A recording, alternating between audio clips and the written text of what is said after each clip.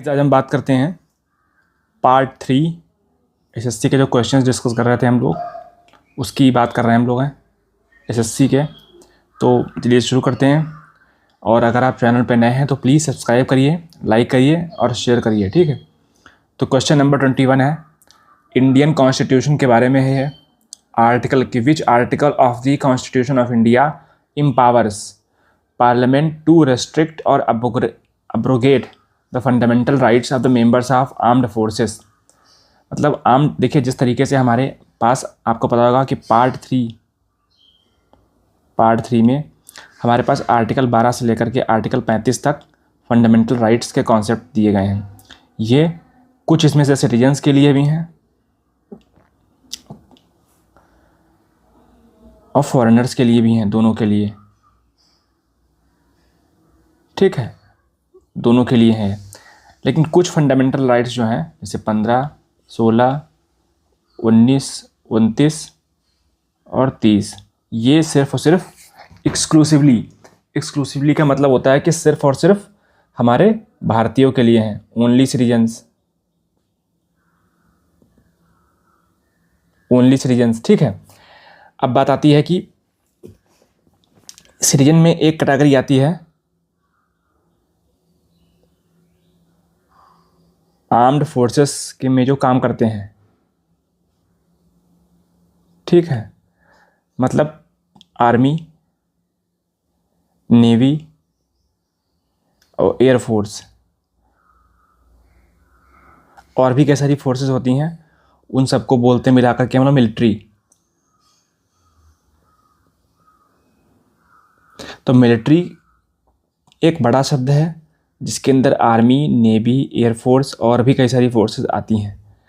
और अभी चूँकि 3 फोर्सेस हमारे यहाँ पे हैं तो इन 3 फोर्सेस को बोलते हैं हम लोग आर्म्ड फोर्सेस, ठीक है।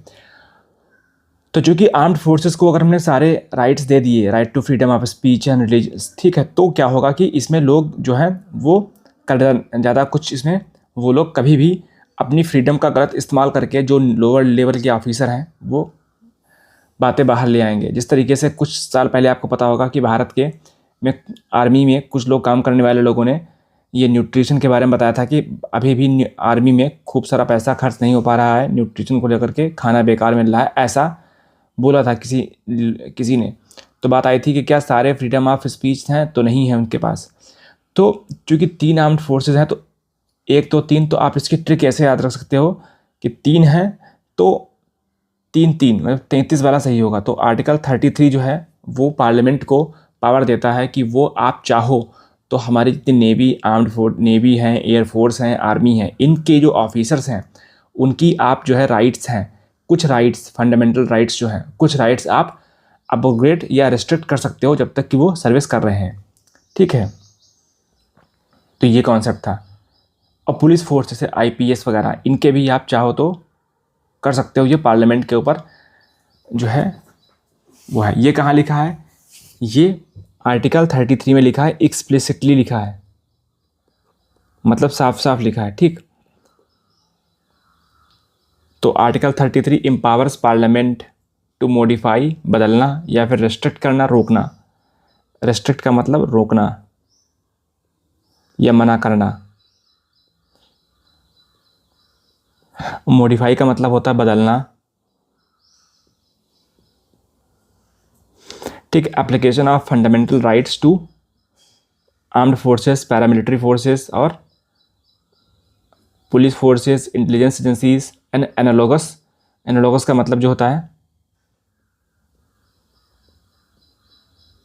जो समांतर। एनालॉगस का मतलब मैं कह दूंगा अगर आपसे कि यूपीपीसीएस का जो है analogous post analogous service Madhya Pradesh में कौन सी है या महाराष्ट्र में कौन सी है, तो बोलोगे भैया अगर यूपीपीसीएस में है तो यहाँ पर एमपीपीसीएस होगी। क्या यूपीएसआई एनालॉगस टू एमपीपीसीएस है? तो जी नहीं, क्योंकि पावर इसकी बहुत अलग है, काम बहुत अलग है, तो वो एनालॉगस नहीं है। मैं कहूँगा कि भारत के जो प्राइम मिनिस्टर मोदी जी हैं, prime minister Modi is analogous to the president of the president of USA, हाँ तो ठीक है, क्योंकि जो काम उनका वहाँ पे है वो मोदी जी का काम यहाँ पे है, ठीक है। मोर और लेस अप्रॉक्सीमेटली, तो एनालॉगस का मतलब होता है कि आपका जो काम यहाँ पर है तो किसी और जगह किसी और का होगा, वो काम बराबर होगा, ठीक है। एनालॉगस का मतलब ये होता है। Writ of habeas corpus is an invaluable, मतलब बहुत ही मूल्यवान। इनवैल्यूएबल का मतलब होता है, इनवैल्यूएबल का मतलब होता है बहुत ही कीमती, अत्यधिक कीमती, या जिसकी कीमत ही ना हो, जिसकी कीमत न हो, ठीक है, या जिसकी कीमत ही कोई ना हो। तो habeas writ of habeas corpus is invaluable safe guard. Safe guard का मतलब क्या होता है, बचाव। For personal liberty what does habeas corpus literally mean. Literally का मतलब जो है कि शाब्दिक अर्थ क्या है। जैसे मैं कहूँ स्टडी मीन्स पढ़ना होता है तो उसका शाब्दिक अर्थ है। वॉक मीन्स चलना होता है तो उसका शाब्दिक अर्थ है कि इसका लिटरल डिक्शनरी में मीनिंग क्या है। तो क्या होता है, टू वी कमांड, जी नहीं, ये तो मैंडमस होता है। वी कमांड तो बोलते हैं हम लोग मैंडमस को। To be certified, to have the body of, तो जी हाँ,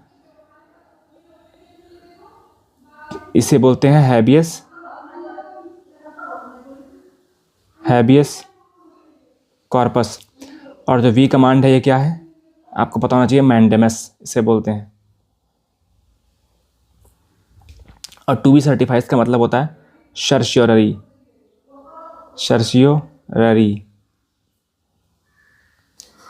और बाई वॉट अथॉरिटी, तो ये क्या है, कुओ, डी वाला जो है उसको बोलेंगे कुओ वारंटो। और टू फॉरबिट का मतलब होता है प्रोहिबिशन, ठीक है। तो ये सारे आपके कॉन्सेप्ट हो गए। Literally means to have the body of, कि उसका जो शाब्दिक अर्थ, जैसे मैं कहूँ कि आपसे एक एग्जांपल मैं आपको और देता हूँ उस चीज़ का, कि मान लो मैं कहूँ कि, जैसे मान लो मैं कहूँ आपसे कि जैसे एप्पल, एप्पल का मतलब होता है सेब, यह शाब्दिक इसका अर्थ हो गया, ये सेब। या मैं कहूँ आपसे कि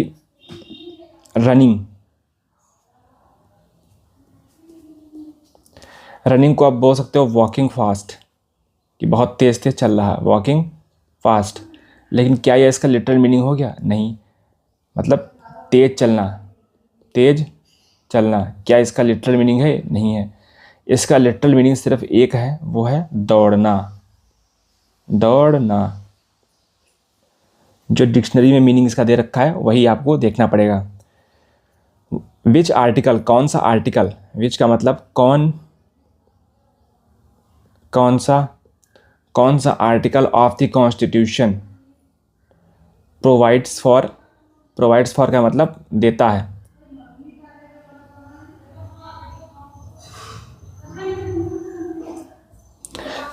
रेस्ट्रिक्शंस मतलब रुकाव, ऑन फंडामेंटल राइट्स, ऑन का मतलब पर, फंडामेंटल राइट्स मौलिक अधिकार,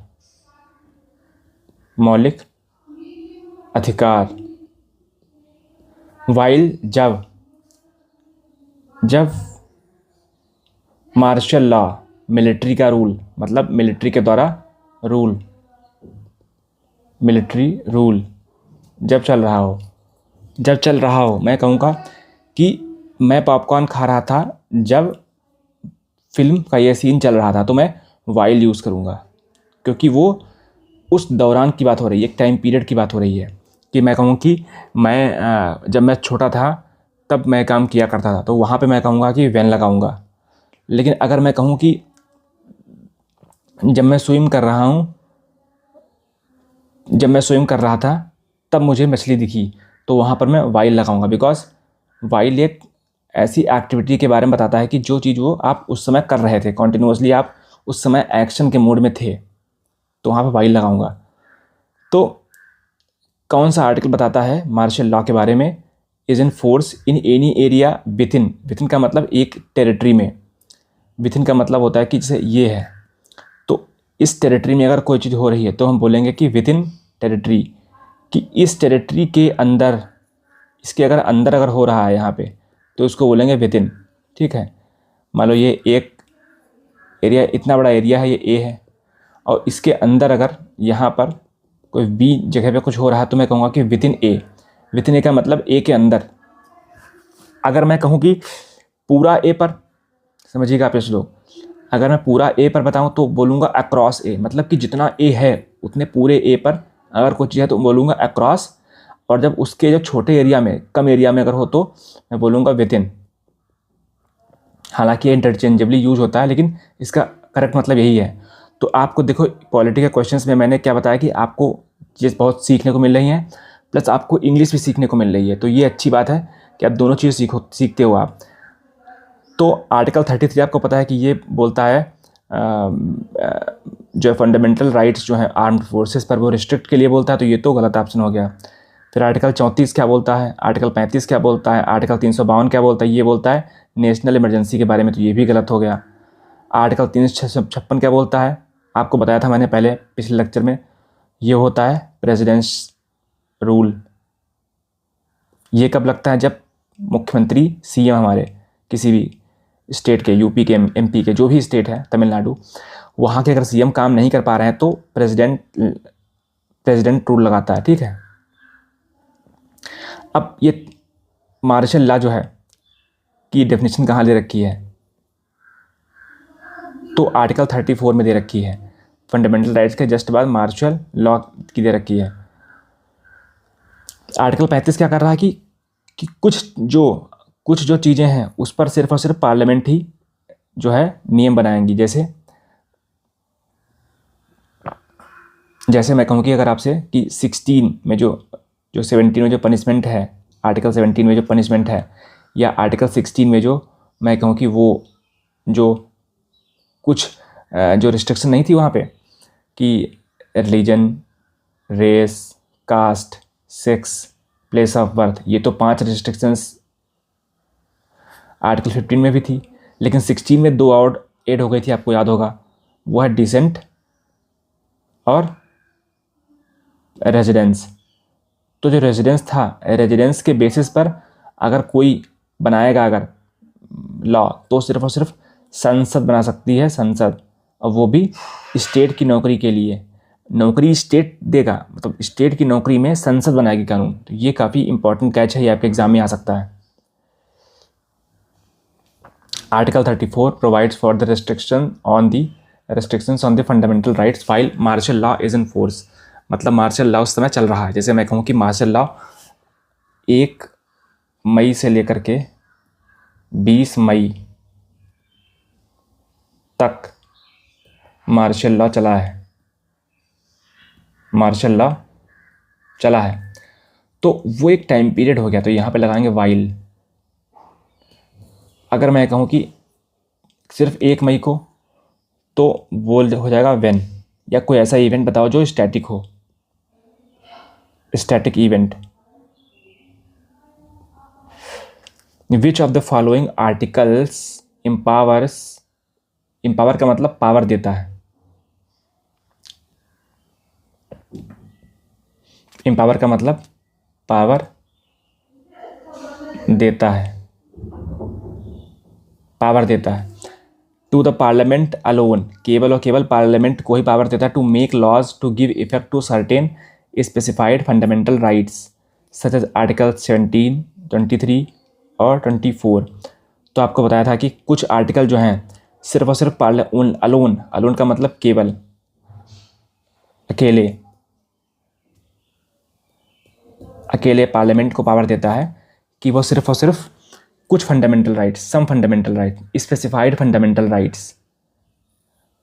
स्पेसिफाइड का मतलब कुछ चयनित, कुछ गिने चुने फंडामेंटल राइट्स पर सिर्फ और सिर्फ संसद यानी पार्लियामेंट ही कानून बना सकती है। नियम कानून सिर्फ और सिर्फ पार्लियामेंट ही बनाएगी। तो वो कौन सा देता है? आपको पता होगा कि आर्टिकल 35। आर्टिकल 368 क्या बोलता है? ये बोलता है amendment to the constitution of India. ये पार्ट 20 ऑफ द कॉन्स्टिट्यूशन में आता है, मतलब पार्ट 20 ऑफ कॉन्स्टिट्यूशन में आता है। और आर्टिकल 33 आपको पता है कि आर्म्ड फोर्सेस की पावर्स को रिस्ट्रिक्ट करने वाला जो काम कर रहे हैं उसमें ऑफिसर्स। आर्टिकल 32 क्या बोलता है कि राइट टू रेमेडी, आप सुप्रीम कोर्ट जा सकते हो अगर आपके फंडामेंटल राइट्स वॉयलेट हुए हैं और सुप्रीम कोर्ट पर बाध्यता होगी, सुप्रीम कोर्ट को आपकी बात सुननी पड़ेगी। आर्टिकल 13 क्या बोलता है कि कोई भी फंडामेंटल राइट्स, कोई भी लॉ जो पार्लियामेंट बनाती है या स्टेट बनाता है, MP, UP, तमिलनाडु, कोई भी अगर वहाँ की विधानसभा अगर पास करती है तो वो लॉ जो है वो फंडामेंटल राइट का विरोध ना करे। ठीक है। आर्टिकल 35 वेस्ट्स का मतलब निहित करता है या देता है, निहित करता है या देता है किसको? Power. Vests the power to make laws to give effect to specific fundamental rights strictly, कड़े शर्तों पर, in parliament, not in the, अब नॉट को देखो बड़े तरीके से समझाया गया है, not in the state legislatures. ठीक है। दिस इंश्योर्स यूनिफॉर्मिटी, एकता अक्रॉस इंडिया। अब इंडिया का मैप जो है ऐसे आपको पता लगेगा,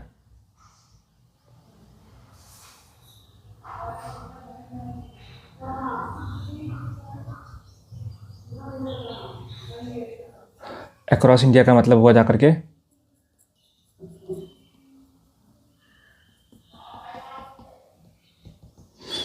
ये अक्रॉस, इसका मतलब हुआ। अब अगर मैं कहूँ विद इन इंडिया, तो विद इन का मतलब होता है कि अगर मैं सिर्फ इस वाले एरिया को बात करता है या थोड़े से एरिया को, तो होता है विद इन। और अगर मान लो कोई रिवर बह रही यहाँ पे है, तो इसके अगर मैं पैरेलल में कुछ चीज़ बनाऊँ, ठीक है, यहाँ पे या यहाँ पे, तो इसको बोलेंगे हम एलोंग गंगा नदी, इस तरीके से। ठीक है। Article 19 of the Indian constitution. तो यहाँ पे एक चीज़ और बताऊँ आपको कि जैसे मान लो अनटचेबिलिटी पे कोई लॉ बनाना है, मान लो, जो कि आर्टिकल 17 में आता है अनटचेबिलिटी, तो इस पर अगर कोई लॉ बनेगा तो संसद ही सिर्फ लॉ बनाएगी, ताकि पूरे भारत भर में जो अनटचेबिलिटी, छुआछूत की जो प्रैक्टिस है उसके लिए एक यूनिफॉर्म लॉ हो, एक ही लॉ हो, जिससे कि अगर कोई भी अनटचेबिलिटी प्रैक्टिस करता है तो उसको सजा हो सके। ठीक है। Under article 19 of the constitution of India, article 19 के तहत, अंडर का मतलब तहत यहाँ पे, how many basic democratic freedoms are currently, अभी मतलब इस टाइम पर, करेंटली का मतलब इस समय पर, गारंटीड हैं टू इंडियन सिटीजन्स। तो 6 फंडामेंटल राइट्स हैं, 19(1) A, B, C, D, E, G, ये है। ठीक। Article 19 guarantee 6 basic fundamental rights, freedom of speech, assembly, association. देखो ऐसे याद रख सकते हो, पहला है फ्रीडम, यहाँ पे है असेंबली, और फिर ASS है तो यहाँ पे एस लिखोगे, यहाँ पे ई आया, अब ई के बाद ओ आता है तो एसोसिएशन हो गया।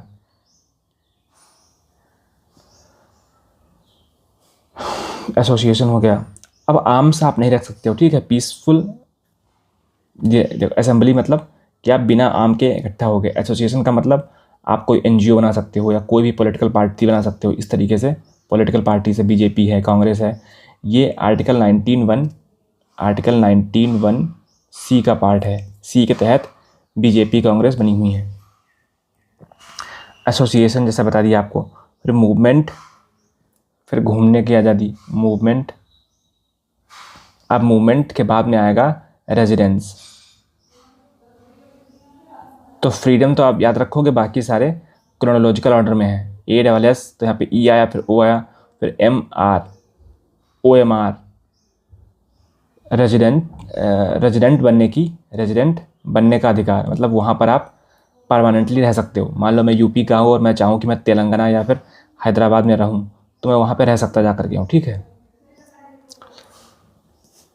और जब मैं रहूँगा वहाँ पर तो मुझे वहाँ का डोमिसाइल मतलब निवास मिल जाएगा।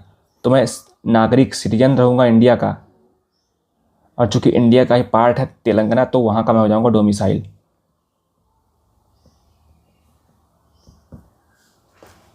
रेजिडेंट और मूवमेंट, सेटलमेंट ये है। फिर ऑक्यूपेशन, कुछ काम करने की आज़ादी।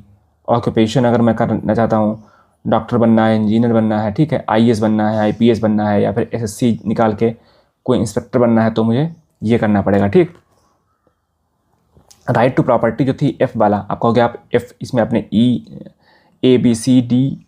के बाद तो F आता है, G क्यों लिखा है? तो F वाला जो है वो 44th कॉन्स्टिट्यूशनल अमेंडमेंट एक्ट के द्वारा उसको डिलीट कर दिया गया था, ठीक है। 1978 में हटा दिया गया था।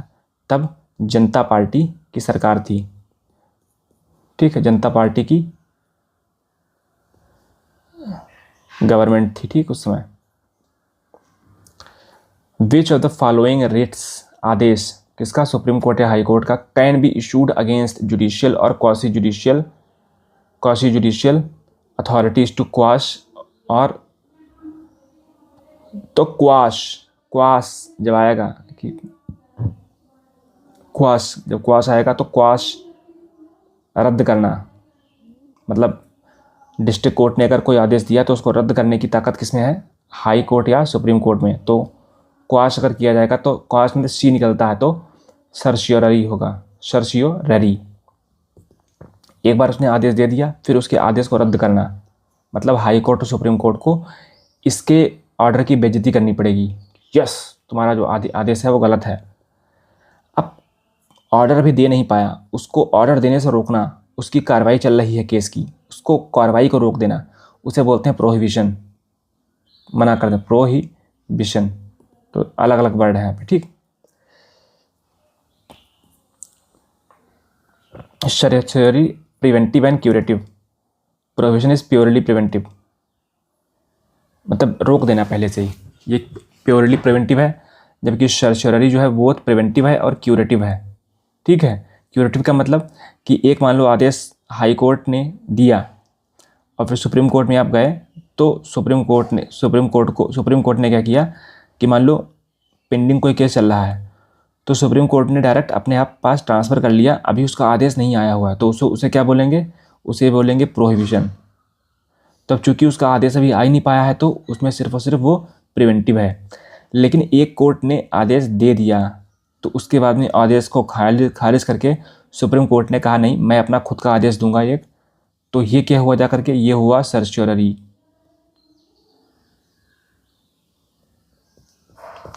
इसके आदेश को रोका तो प्रोहिबिट भी किया, प्लस यहाँ पे क्या किया आपने, क्यूरेट भी किया, मतलब अपना खुद का आदेश देना। ये बड़ी बात होती है कि मतलब आपको लगा होगा कि जो आदेश दिया गया है ये गलत है, मैं एक इससे अच्छा जजमेंट दूंगा या दूंगी, सुप्रीम कोर्ट ऐसा बोल सकता है। Under which of the following Indian constitution protects the individuals right to privacy. Right to privacy आपको पता है, पुट्टस्वामी जजमेंट आया था 2017 में, तो उसमें पर्सनल लिबर्टी के आर्टिकल 21 में आया था। ये कोई आर्टिकल आपको दिखा जिसमें राइट टू मैरी वगैरह वगैरह ऐसी बातें हो रही हैं, तो उसमें आपको आर्टिकल 21 ही लगाना है। तो सुप्रीम कोर्ट ने case Puttaswamy case versus union of India 2017 में कहा था कि right to privacy is a fundamental rights and under article 21 right to life and personal liberty. Article 21 has the widest interpretation covering right like right to environment, right to livelihood and right to speedy trial. कि अगर आपका trial चल रहा है, बहुत दिन हो गए हैं, तो आप जल्दी से केस ख़त्म करने की मांग कर सकते हैं। जैसे मान लो कोई इंसान है, उसका केस चल रहा है सुप्रीम कोर्ट में, तो आप आर्टिकल 21 के तहत दोबारा से आप PIL डाल सकते हैं, या आप खुद सुनवाई जो है आप या तो खुद वहाँ जा कर के पूछ सकते हैं कि सर मुझे स्पीडी ट्रायल चाहिए, जो मेरा केस चल रहा है इतने दिनों से उसको जल्दी सुलझाइए, बिकॉज आर्टिकल 21 के तहत स्पीडी ट्रायल मेरा फंडामेंटल राइट है।